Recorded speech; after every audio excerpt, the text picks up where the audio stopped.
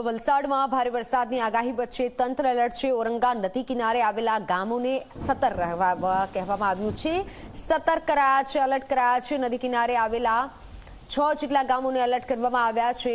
વાગડ ખુર્દ, ભગેલી, ગલાવાલા, લીલાપુરમાં પણ લોકોને એલર્ટ કરાયા છે। સુરક્ષાના ભાગરૂપે 800 જેટલા ગામોનું સ્થળાંતર કરાયું છે। અમારી પ્રિપેરનેસ પૂરેપૂરી છે। જે 6 ગામો વધારે પ્રભાવિત હતા ત્યાં અમે 3 બોટો, 3 થી 4 જેસીબી અને ટ્રેક્ટર મુકાવી દીધા છે। અને જે વિસ્તારોમાંથી સ્થળાંતર કરવા પડેલું હતું અથવા તો રેસ્ક્યુ સિચ્યુએશન આવેલી હતી ત્યાં તે વિસ્તારોમાં જઈને અત્યારે જ અમે પ્રિકોશનના ભાગરૂપે એમને ખસેડી રહ્યા છીએ। અત્યારે હાલમાં વલસાડની વાત કરીએ તો એક એનડીઆરએફની ટીમ અને એક એસડીઆરએફની ટીમ વલસાડ જિલ્લામાં કાર્યરત છે।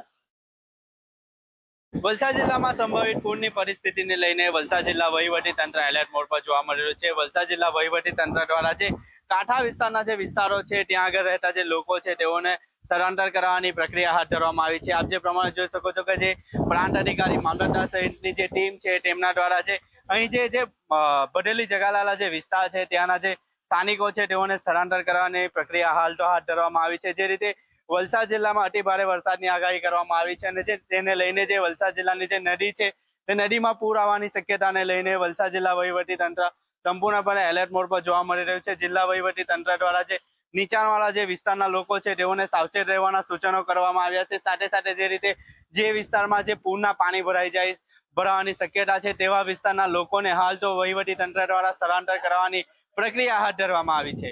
ઉમેશ પટેલ, ઝી મીડિયા, વલસાડ।